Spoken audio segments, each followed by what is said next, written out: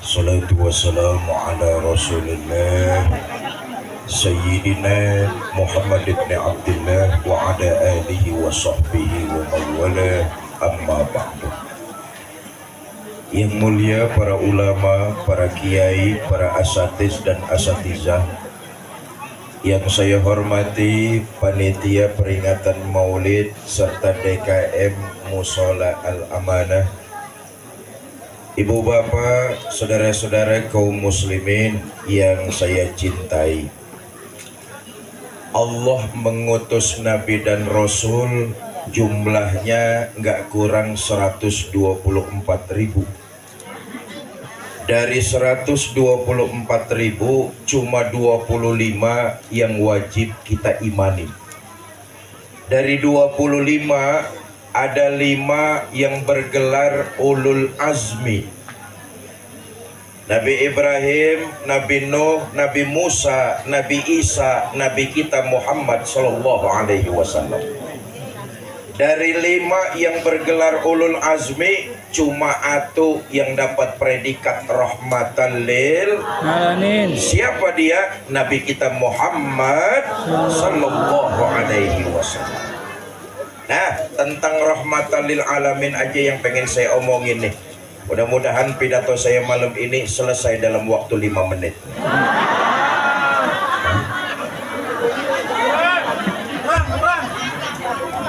Emang pidato di Benda Baru sampai jam berapa emang? Jam 2. Ikut patungan goceng aja nawar jam 2. Dek, jangan berisik sayang ya. Kalau mau ngobrol di belakang aja. Ribet nanti kalau ngobrol sendirian, saya pidatonya sebentar, ibu bapaknya nanti kecewa. Karena itu jangan, kalau mau di depan diem, kalau mau ngobrol ke belakang aja, nggak apa-apa sayang.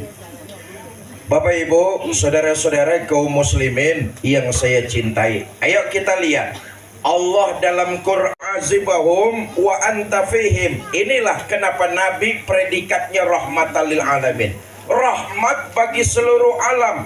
Allah menjelaskan dalam Quran, wa ma kana Allahu yu'azibahum wa anta fihim. Selama kaum Muhammad masih ada di tengah-tengah umat, Allah enggak turunkan azab kepada mereka. Itu sebabnya Nabi rahmatan lil alamin. Beda sama nabi-nabi sebelumnya. Ayo lihat lagi sejarahnya. Nabi Yahya diutus menyampaikan agama, umatnya menolak, disambar dengan suara halilintar yang bergemuruh dan mereka semua mati. Sejarah mencatat itu. Nabi Nuh diutus menyampaikan nilai-nilai ajaran agama, umatnya menentang, disikat dengan banjir bandang. Nabi Musa disuruh menyampaikan agama, umatnya menolak, sebagian ditenggelamkan di Laut Merah, sebagian lagi dikutuk jadi monyet. Bu, ibu tahu monyet? Ya taunya jangan melototin gua. Tapi enggak begitu dengan Nabi Muhammad sallallahu alaihi wasallam.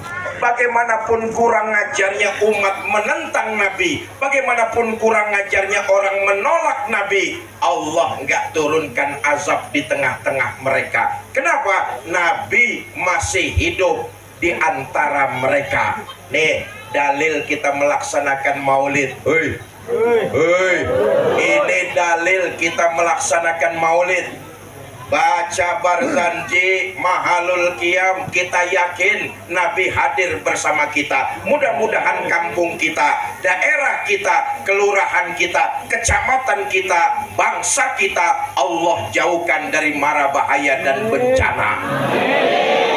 Rahmatan lil. Sekarang kita lihat, saudara, Nabi itu tugasnya cuma 23 tahun. Nabi tugasnya cuma 23 tahun. 13 tahun di Mekah, 10 tahun di Madinah. Tugasnya nggak lama, cuma 23 tahun, tapi mampu mampu menembus dinding Jazirah Arabia, memasuki kota Persia dan Bizantium, sampai sekarang mewarnai 2/3 belahan bumi ini dengan nilai-nilai ajaran agama Islam. Nabi dalam berdakwah makanya diterima oleh banyak manusia ketika itu. Beliau prinsipnya, ana awalun wajibun ma amartum bih. Ini metode dakwah Nabi nih.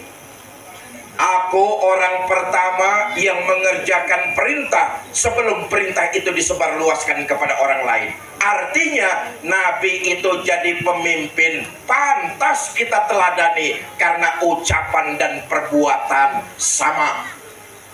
Kalau Nabi bilang A yang dikerjakan. Kalau Nabi bilang B yang dilaksanakan. Sebagai pemimpin, ucapan dan perbuatannya sama. Pantas omongannya didengerin orang, perintahnya dikerjakan orang, karena sama antara ucapan dengan perbuatan. Jelas? Maaf, sekarang ini pemimpin bagaimana mau diikutin, ucapan sama perbuatannya beda.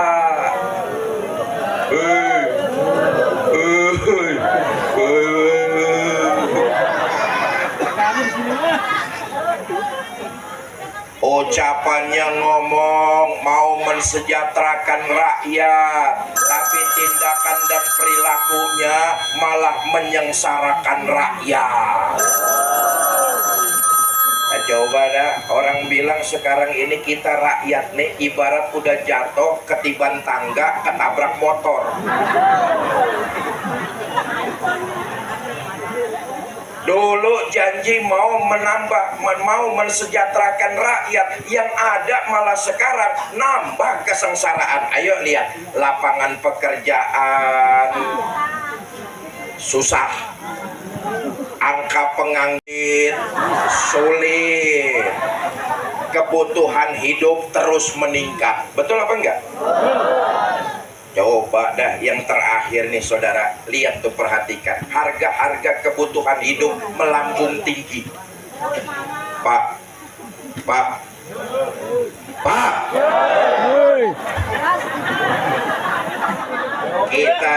kita nih orang laki, kerjaan kita cuma cari duit, keluar rumah dengan cara yang halal. Begitu pulang kasihin bini, mau dapat berapa kek sabodo amat. Betul apa enggak?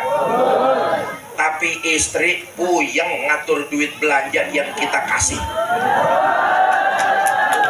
Udah lu diem aja. Nih saya tanya ibu nih, ibu dikasih uang sama suaminya 10.000 suruh belanja, dapat apaan? Bener loh Pak, harga-harga kebutuhan hidup melambung tinggi. Lihat dah, harga beras naik. Betul apa enggak? Bawang naik, gas naik, daging naik, telur naik, susu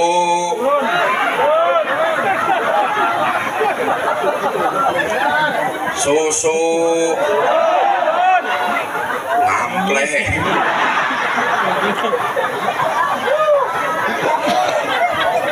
Lu ngerti tong lu geli.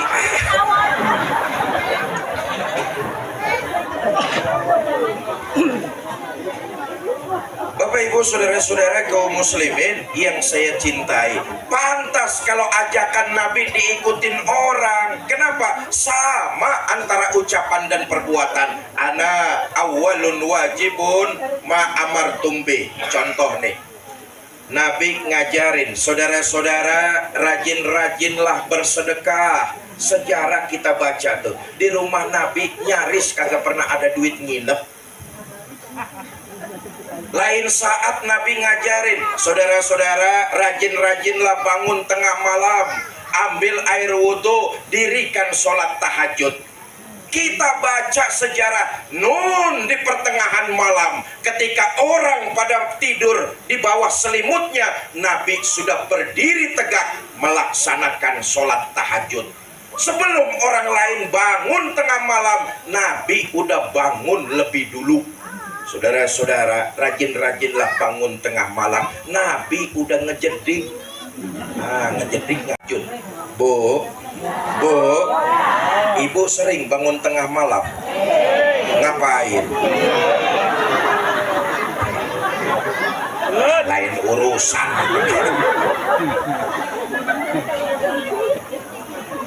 Jauh di keheningan malam, ketika orang sebagian besar terlelap dalam mimpinya, Nabi sudah berdiri ngambil air wudhu, mengerjakan sholat tahajud. Bahkan sejarah mencatat, Nabi itu kalau sholat tahajud kakinya sampai bengkak karena rajin ruku dan sujud. Allahumma sholli wa sallim wa barik alaihi. Saya juga tahu orang kampung Benda nih banyak yang kakinya pada bengkak di sini. Asam ul.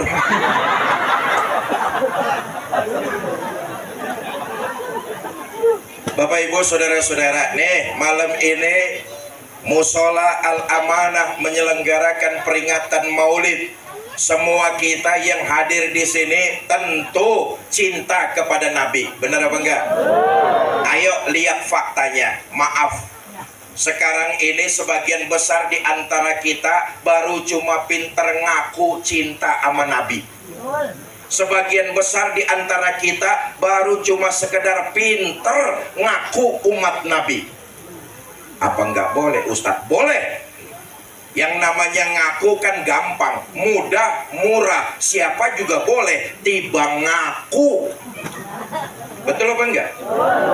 Tapi ketahuilah, persoalan besar di akhirat nanti, kita diakui umat Nabi apa enggak, itu yang jadi masalah utama. Kalau tiba ngaku mah boleh aja, bebas, murah, tiba ngaku. Sama juga begini nih, Bu, saya tanya nih, Ibu kenal gak sama Anies Baswedan? Ngaku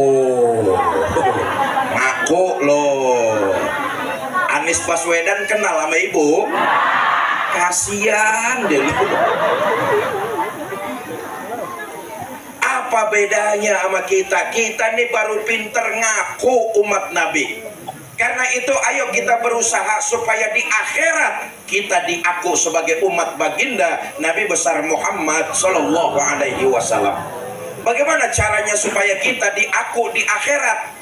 Di antara ciri-ciri pengikut Nabi, orang yang cinta kepada Nabi, rukaan sujada, mendirikan sholat. Awwalu ma yuhasabu bihil abdu yaumal qiyamah as-sholat. Amalan pertama yang nanti di akhirat bakalan dihisap adalah amalan ibadah sholat. Malam ini kita yang datang maulid nih, yakinlah saudara, di akhirat kita akan ditanya tentang sholat kita masing-masing.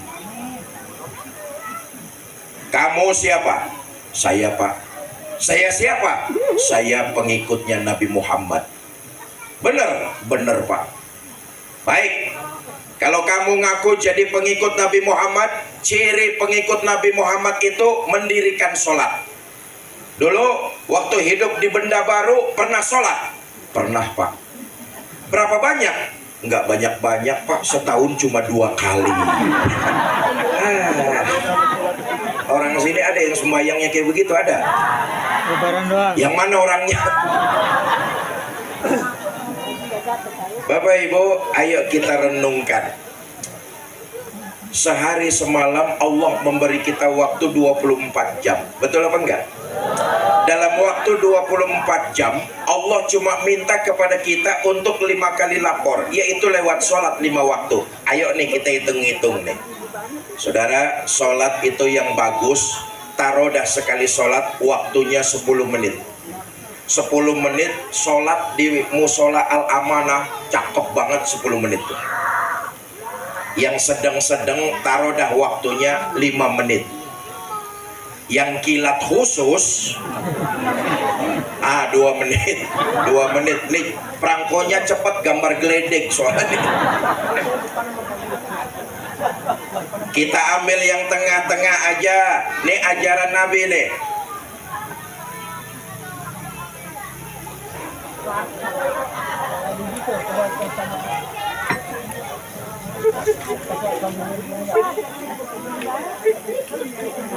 Adik-adik, diem sebentar sayang ya. Ribet juga pidato kalau ada saingan, ribet.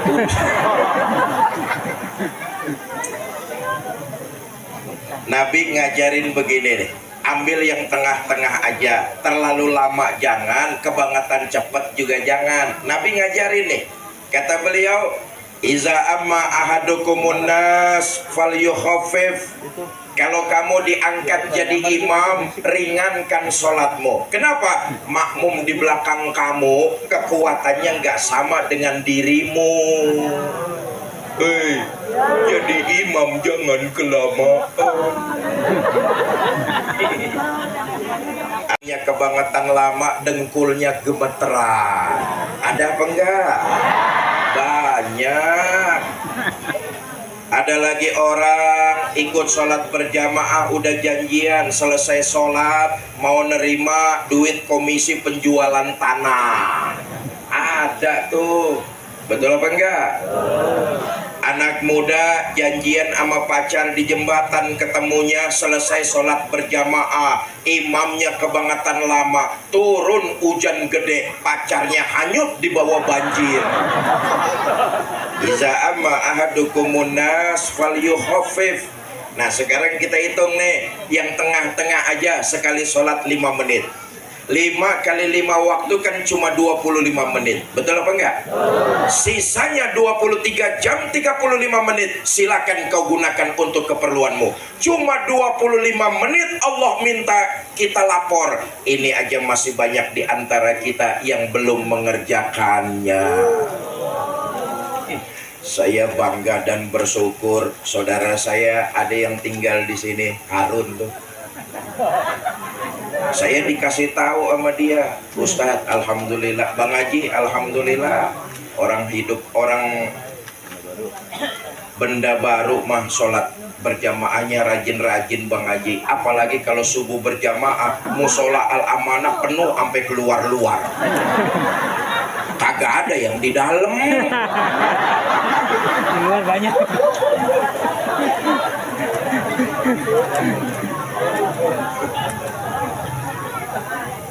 Inilah salah satu yang utama ciri pengikut baginda Nabi. Kalau mau diakui di akhirat pengikut beliau, rukaan sujada, mendirikan sholat. Inilah pembeda kita orang Islam dengan makhluk-makhluk ciptaan Allah lainnya. Ini pembedanya nih. Bu, tadi udah saya bilang, Ibu tahu monyet kan? Sekarang saya tanya, monyet makan apa enggak? Kita makan apa enggak? Makan. Monyet minum apa enggak? Minum. Kita minum apa enggak? Minum. Monyet tidur apa enggak? Kita tidur apa enggak? Tidur. Tapi monyet enggak sholat, kita sholat. Ini yang bikin kita beda dengan makhluk-makhluk ciptaan Allah yang lainnya. Jelas? Jelas? Ibu punya suami nggak pernah sholat, ntar malam tidur sama suami, sama juga tidur dengan istri. Nggak pernah sholat, ntar malam nyium istri, sama juga nyium. Punya RT kagak pernah sholat, sama juga RT. Nih yang ngomong sebelah sini nih.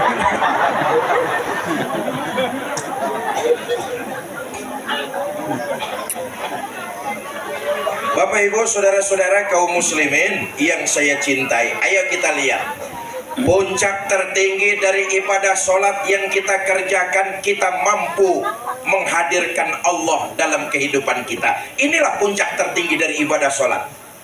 Seorang muslim yang sholatnya baik dan benar, rukun syaratnya dikerjakan, dilakukan dengan khusyuk dan tumakninah, insya Allah dia mampu merasakan kehadiran Allah. Kemanapun dia pergi, dimanapun dia berada, dia akan merasa bersama Allah dan menebarkan nilai-nilai kebaikan. Maaf kita nih masih banyak yang dalam mendirikan sholat cuma sekedar gugurin kewajiban. Kita nggak sanggup merasakan kehadiran Allah. Kalau toh kita bisa merasakan kehadiran Allah, Allah cuma ada di tempat-tempat tertentu aja. Di musola Allah ada, di pasar Allah nggak ada. Akibatnya timbangan tetap aja curang. Betul apa enggak? Di musola Allah ada, di kantor Allah enggak ada. Akibatnya korupsi merajalela. Ini yang terjadi. Beberapa hari kita dipertontonkan oleh akrobatik politik. KPK menggeledah rumah dinas seorang menteri, digeledah selama 20 jam karena disinyalir ada penggelapan, gratifikasi, pencucian uang dan pemerasan. Digeledah tuh rumah 20 jam. KPK menemukan uang kontan 30 miliar. 30 miliar. Hei, 30 miliar itu duit kalau dibeliin cendol sepamulang ngambang di cendol.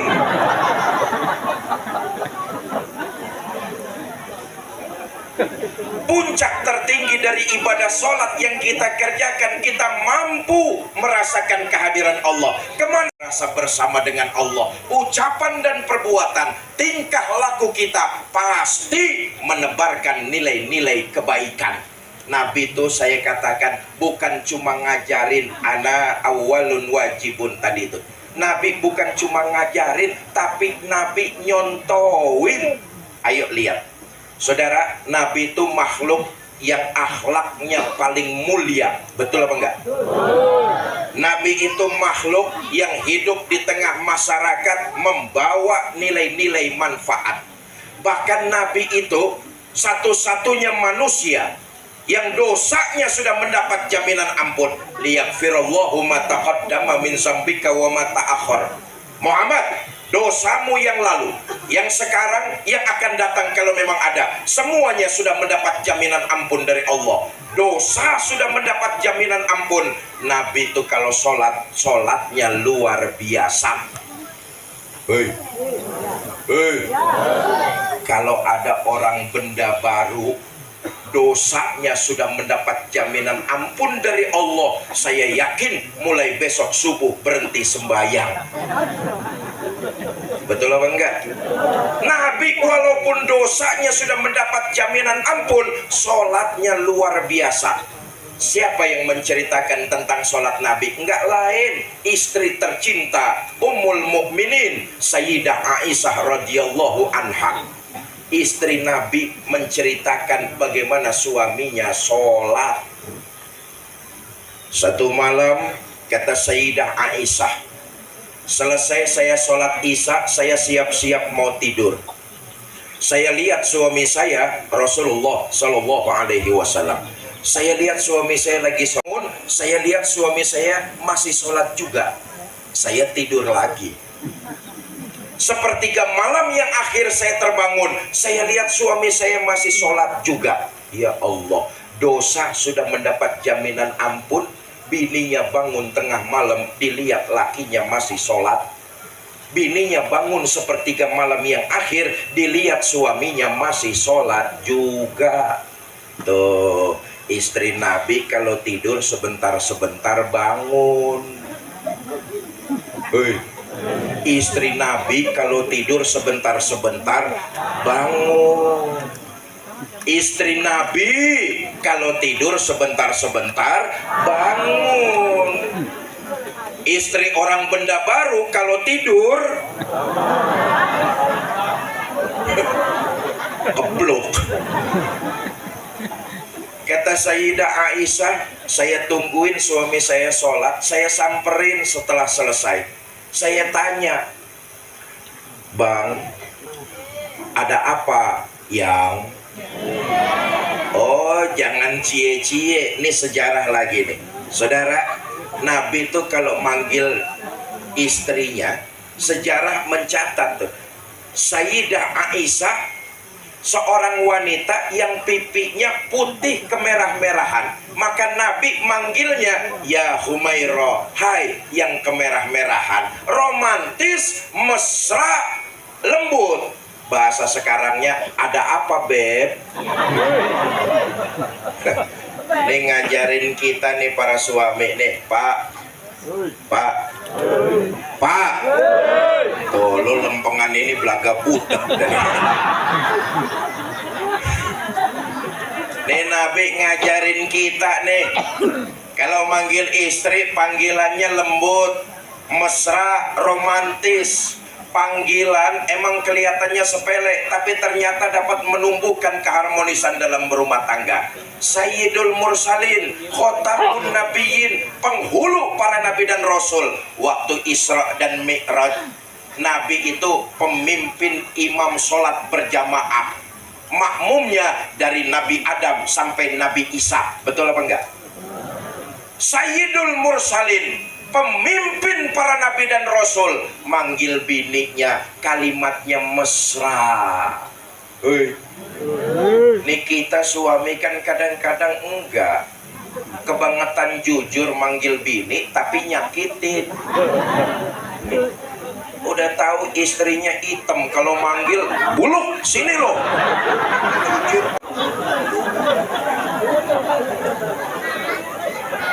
Bang, ada apa ya? Abang kan dosanya sudah mendapat jaminan ampun. Terus ya kalau sholat jangan gitu-gitu bener. Kenapa sih bang? Hadis ini saudara, sepertinya istri Nabi setengah protes. Redaksi hadis ini, istri Nabi seolah-olah setengah protes. Wajar, yang diprotes juga suaminya. Betul apa enggak? Sebagai seorang istri, bukan karena Sayyidah Aisyah cemburu, dia cuma karena takut kesehatan suaminya terganggu. Kekhawatiran sebagai seorang istri wajar. Makanya ini pelajaran juga buat kita para suami nih, Pak, kalau kita lagi di luar rumah, istri nelpon, angkat. Dia bukan cemburu sama kita, dia khawatir, takut kita kenapa-kenapa di luar rumah. Bini mah nggak bakalan cemburu, dia cuma khawatir. Pantas dia nelpon kita karena dia istri kita. Cuma khawatir, takut kita kenapa-napa di luar sana. Makanya kalau istri nelpon kita lagi di luar, angkat. Angkat, masukin aja ke dalam jok motor, tinggal dah.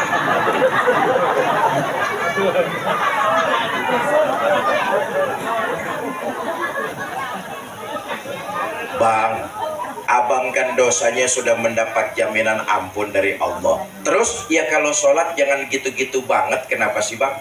Dapat setengah protes dari istrinya kayak begini. Apa jawab baginda Nabi? Aisyah, kamu pikir saya nggak senang? Oleh Allah saya mendapat gelar abdan syakuro, hamba yang pandai bersyukur.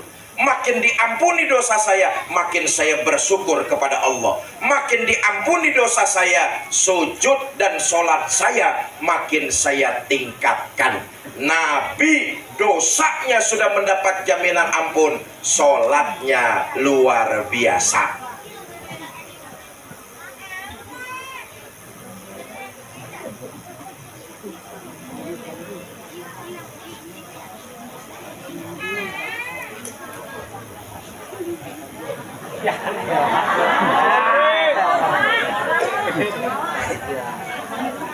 Ya, nggak apa-apa. Ini Harun cerita sama saya, alhamdulillah. Dan saya melihat maulid tahun ini luar biasa di musola Al-Amanah. Tentu ke depan kita ingin lebih baik, lebih baik, lebih baik lagi. Betul apa enggak? Saya merasa malam ini sungguh istimewa. Sound sistemnya enak. Sound sistemnya enak nih. Ini perlu diketahui oleh para jamaah, panitia atau DKM masjid. Mau balik itu banyak komponen keterkaitannya. Di antaranya sound system nih. Allah yarham ulama besar Abdullah Syafi'i tahun 1950. Beliau kalau diundang pengajian yang dipesenin sama panitia, soundnya yang cakep, soundnya yang bagus. Kenapa? Karena transfer ilmu supaya mustami, supaya jamaah bisa mendengarkan dengan penuh konsentrasi. Kiai Haji Abdullah Syafi'i tahun 50 udah mesen soundnya yang bagus. Nih soundnya bagus malam ini nih, alhamdulillah. Nah, tinggal nih autokritik nih. Besok-besok kalau bikin maulid, bikin PHBI, bikin pengajian, anak-anak kita tolong ditaruhnya jangan di depan. Sebab saya katakan tadi itu tuh, seorang mubalik, seorang orator, keterkaitannya banyak. Sound sangat berpengaruh. Kondisi jamaah sangat berpengaruh. Kalau anak-anak ditaruh di depan, dia ngomong, mau balik ikut ngomong. Dia teriak, mau balik juga setengah jam, tentu kita akan kecewa. Betul apa enggak?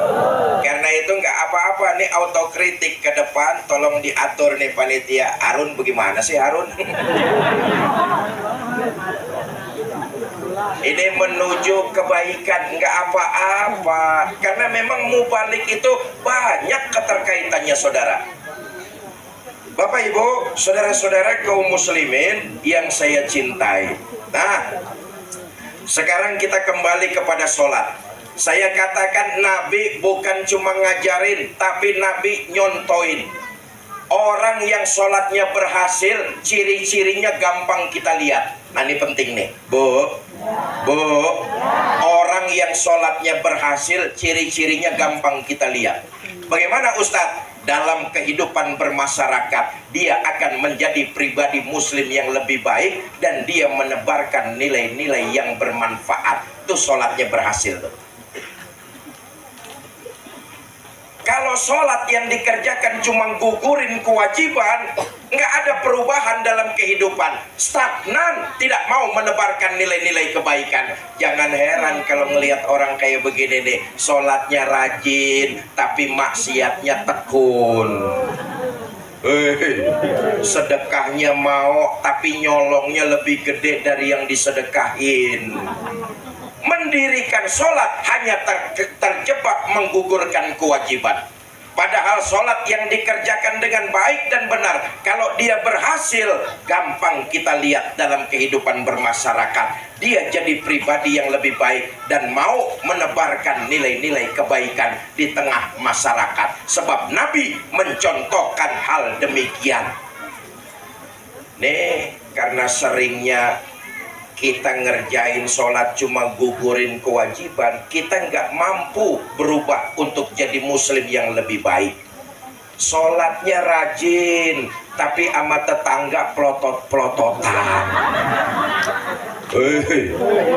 Sholatnya tekun tapi seneng ngomongin orang lain.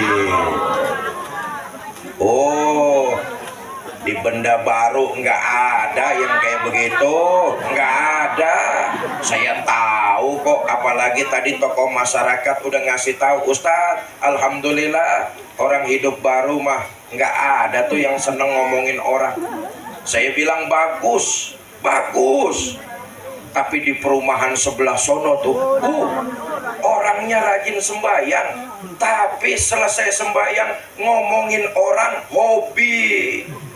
Ngomongin orang hobi, di perumahan sebelah sono, di di kampung sebelah sono.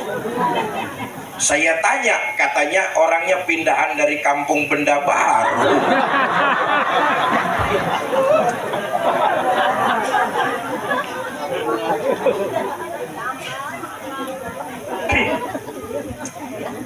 Saya katakan tadi, orang yang sholatnya berhasil gampang kita lihat dalam kehidupan bermasyarakat. Dia menjadi pribadi muslim yang lebih baik dengan menebarkan nilai-nilai yang bermanfaat. Karena Nabi bukan cuma ngajarin, Nabi nyontoin. Bu, kalau kita berbuat baik, sesungguhnya kebaikan itu buat diri kita. Allah nggak ngambil keuntungan sedikit pun dari perbuatan baik yang kita kerjakan. Ini maksud in khairon wa khairun wa in saron fasarun. Orang yang berbuat baik, kebaikan itu akan kembali buat dirinya. Sementara orang yang berbuat jahat, kejahatan itu akan menimpa dirinya sendiri. Ibadah sholat membentuk karakter kita untuk jadi muslim yang lebih baik. Dengan apa? Menebarkan nilai-nilai manfaat, karena kita tahu itu akan kembali buat diri kita. Kalau kita berbuat baik sama orang lain, boleh jadi orang itu menerima perbuatan baik yang kita kerjakan, tapi hakikatnya kita sedang berbuat baik bagi diri kita sendiri. Kalau kita berbuat jahat sama orang lain, boleh jadi zohirnya orang lain menerima perbuatan jahat yang kita lakukan, tapi hakikatnya kita sedang berbuat jahat bagi diri kita sendiri. In khairan fa khairun wa in sarron fa sarrun. Maka orang yang sholatnya berhasil, dia menebarkan nilai-nilai kebaikan, gak pernah pilih kasih dan gak pernah pandang bulu. Saudara yang hadir malam ini, mudah-mudahan dicatat sebuah kebaikan. Amin. Dilipat gandakan pahalanya di sisi Allah Subhanahu wa ta'ala. Emang kalau mau berbuat baik, setan paling kagak demen.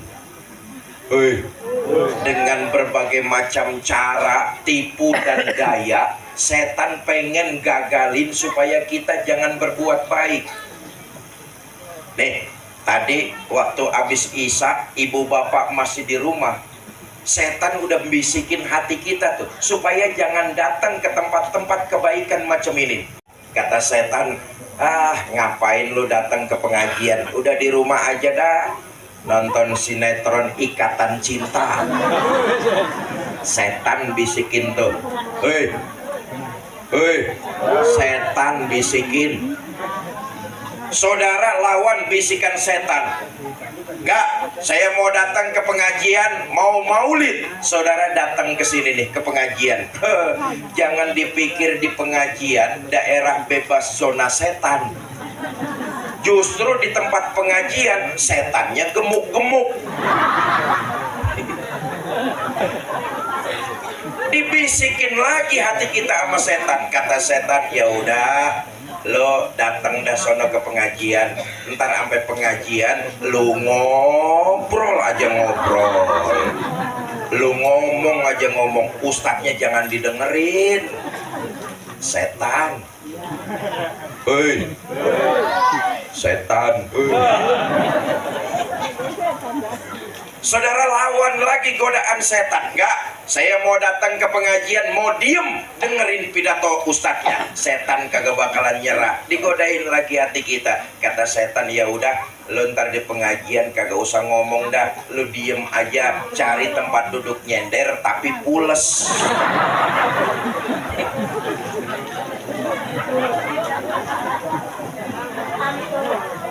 Bapak Ibu, karena itu setan gak pernah mau melepaskan kita untuk berbuat baik. Pasti dihadang dengan berbagai macam tipu dan daya.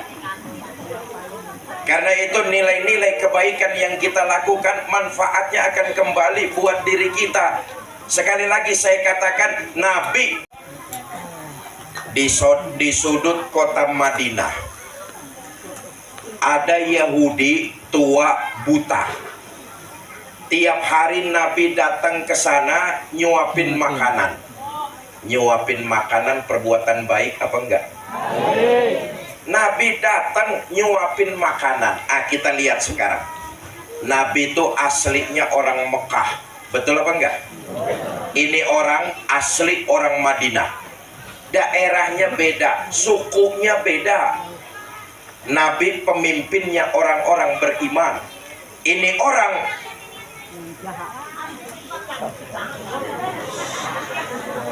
Kebetulan di sana ada orang gede-gedenya. Ini orang Yahudi kelotokan. Nabi datang nyuapin makanan. Lagi enak-enaknya disuapin sama Nabi. Nih Yahudi karena dia buta, cuma ngandelin pendengaran. Dia dengar di depannya ada orang lewat, berdiri lalu pidato. Bang, yang barusan lewat di depan saya, hati-hati kalau ketemu Muhammad. Jangan dipercaya omongannya, Muhammad tukang bohong.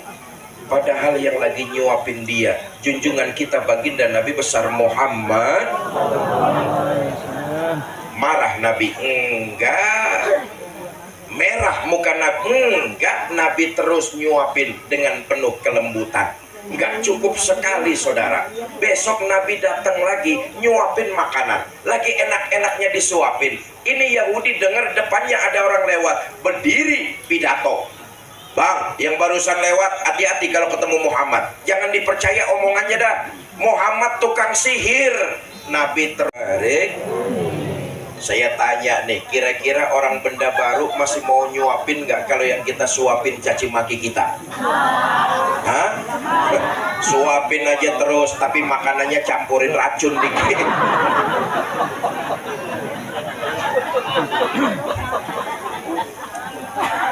Nah, penutup yang ingin saya tekankan, saudara, orang yang sholatnya berhasil, terlihat dalam kehidupan bermasyarakat, dia mampu menjadi manusia yang paling bermanfaat buat sekitarnya. Kenapa? Sholatnya membentuk dirinya menjadi pribadi muslim yang lebih baik. Seorang istri kalau sholatnya baik, maka selesai dia sholat, dia menjadi pribadi istri yang lebih solehah lagi. Apa ciri istri soleha? Mau kemana-mana tentu dia bisa minta izin dulu sama suaminya. Artinya apa? Lebih menghormati, lebih menghargai suaminya. Sorga anak memang di bawah telapak kaki ibu, tapi sorga istri ada pada keridhaan suami. Istri yang melaksanakan sholat dengan baik, selesai dia ibadah sholat, kembali kepada keluarganya, dia mampu lebih menghormati dan menghargai suaminya. Jelas? Tuh gantian belaga budek nih bu. Pribadinya menjadi pribadi istri yang lebih solehah lagi. Sebab apa? Dia bisa menghargai dan menghormati. Kenapa? Karena istri tanggung jawab ada pada izin sama suaminya. Itu ciri istri soleha. Hei, cium tangan suaminya. Ini tadi mau ngaji izin gak nih sama suaminya? Cium tangan suaminya.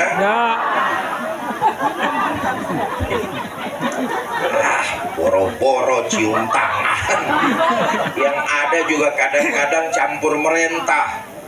Bang, gua mau arisan, no jemuran kalau hujan lu angkatin.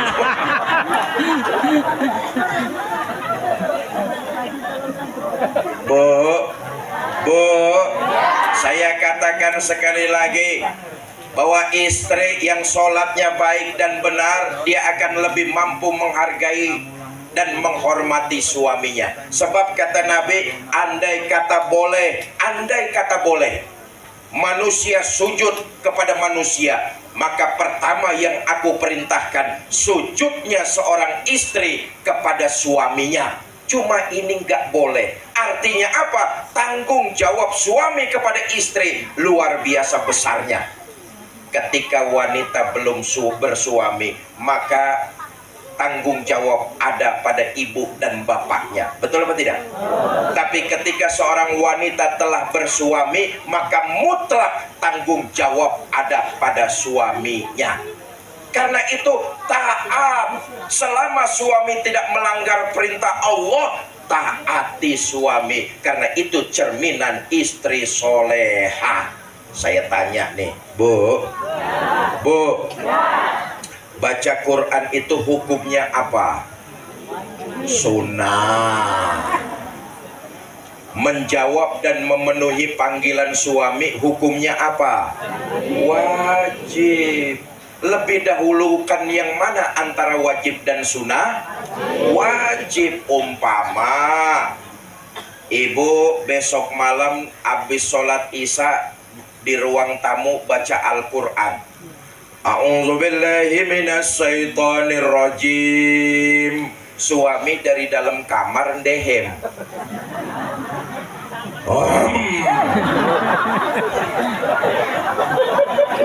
Ibu tahu maksud deheman suami, tutup Qurannya. Shadaqallahul azim. Hei, mendahulukan yang wajib ketimbang yang sunnah. Itulah kenapa sebabnya tanggung jawab suami lebih besar. Seorang istri yang sholatnya baik, dia akan kelihatan maknya. Jelas? Sebaliknya, seorang suami yang sholatnya baik dan benar, dia akan lebih mampu lagi menghargai dan menghormati istrinya. Pak, suami yang sholatnya baik dan benar, sholatnya berhasil, selesai dia melaksanakan sholat, kembali ke tengah-tengah keluarga, dia akan lebih perhatian dan lebih lembut lagi kepada pasangannya. Pernah nggak kita nih orang laki mikirin jam kerja istri kita itu, Pak, nyaris 24 jam. Jam kerja istri kita nyaris 24 jam. Secapek-capeknya kita cari rejeki, selesai sholat isya, selesai makan malam, kita bisa santai di dalam kamar sambil nonton televisi. Betul apa enggak? Istri kita enggak bisa, Pak. Dia masih harus nemani anaknya, ngajarin anaknya bikin PR. Betul apa enggak? Oh, bikin PR, ngajarin anak belajar itu diperlukan kesabaran. Kita ini orang laki bukan enggak sayang sama anak, tapi kurang sabar. Kita orang laki ini hawanya pengen cepet-cepet aja, bukan karena enggak sayang, tapi memang kurang sabar. Makanya lihat aja dah dalam kehidupan bermasyarakat tuh. Ada suami ditinggal mati istrinya, punya anak 2, insya Allah anaknya dua-duanya keleleran. Betul apa enggak? Sabarnya yang kurang. Tapi lihat lagi, seolah 5-5-nya keurusan. Secapek-capeknya kita jam 9 bisa istirahat di kamar nonton televisi setelah makan malam. Istri kita nggak bisa nemenin ngajarin anak bikin PR sampai jam berapa? Kadang-kadang sampai jam 11 malam, Pak. Badan capek, mata ngantuk, pengen tidur, punya bayi nangis. Oh, bayi kan begitu tuh. Sakit nangis, lapar nangis, jam 11 malam nangis, lapar. Bini kita tuh jiwa keibuan, padahal badan capek, mata ngantuk dari pagi kerja, jam 11 malam bayinya nangis, lapar, disusuin. Betul apa enggak?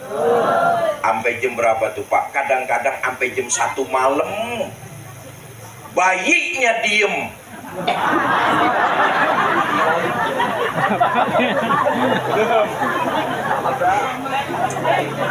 Lempengan ini lu hatam semua dah.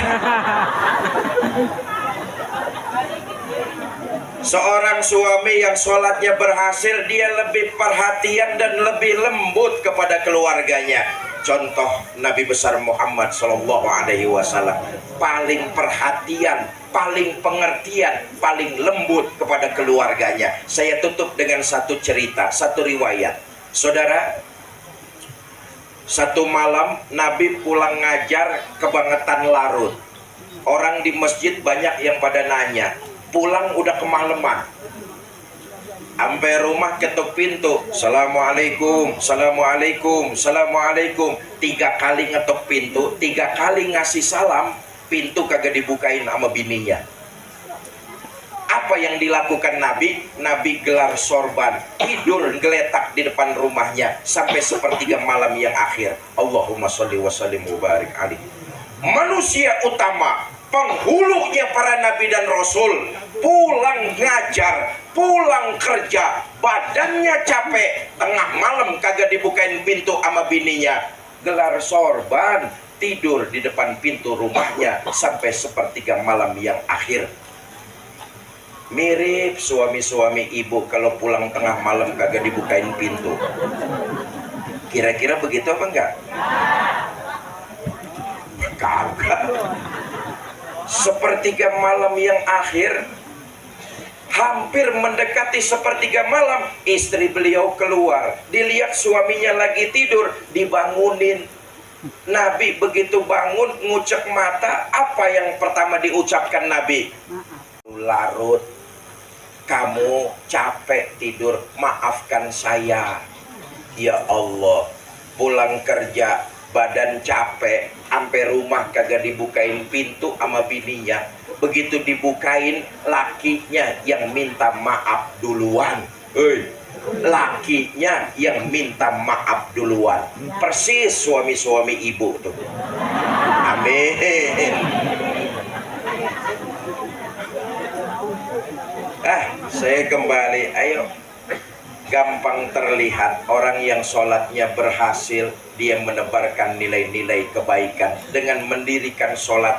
Mudah-mudahan semua kita yang hadir di sini nih, di akhirat nanti diaku sebagai umat baginda Nabi. Amin ya rabbal alamin. Kata Nabi, inna ummati ya'tuna yaumal qiyamah ghurran muhajjalin. Nanti umatku itu di akhirat, mereka akan datang dengan wajah yang berseri-seri, wajahnya bercahaya. Nabi ngenalin, kenapa? Karena umatnya wajahnya bercahaya. Nih umat saya nih dari kampung Benda Baru. Amin. Kenapa? Wajahnya bercahaya. Boleh jadi kita nggak usah ngaku umat Nabi, Nabi yang manggilin kita. Ummati ta'ali, ta'ali, umatku sini. Apa sebab kita dipanggil sama Nabi? Wajah kita bercahaya. Min asaril wudu. Karena waktu hidup di Benda Baru, wajah kita sering terkena air wudu untuk mendirikan sholat. Boleh jadi di akhirat kita nggak perlu ngaku, Nabi yang manggilin. Nih kalau hidup di Pamulang nggak pernah sembahyang, muka nggak pernah kena air wudu, di akhirat ngaku-ngaku umat Nabi, ya Rasulullah, saya umatmu, saya umatmu. Kata Nabi, umat gua kagak ada yang bulukan kayak lu. Karena itu mudah-mudahan dengan mendirikan sholat, semua kita nanti di akhirat diaku sebagai umat beliau dan mendapat syafaat dari Nabi kita Muhammad Sallallahu Alaihi Wasallam. Ini saja yang dapat saya sampaikan, mudah-mudahan ada manfaat. Lebih kurang saya mohon maaf. Wallahul muwafiq ila aqwamit thoriq. Assalamualaikum warahmatullahi wabarakatuh. Waalaikumsalam warahmatullahi wabarakatuh. Waalaikumsalam warahmatullahi wabarakatuh.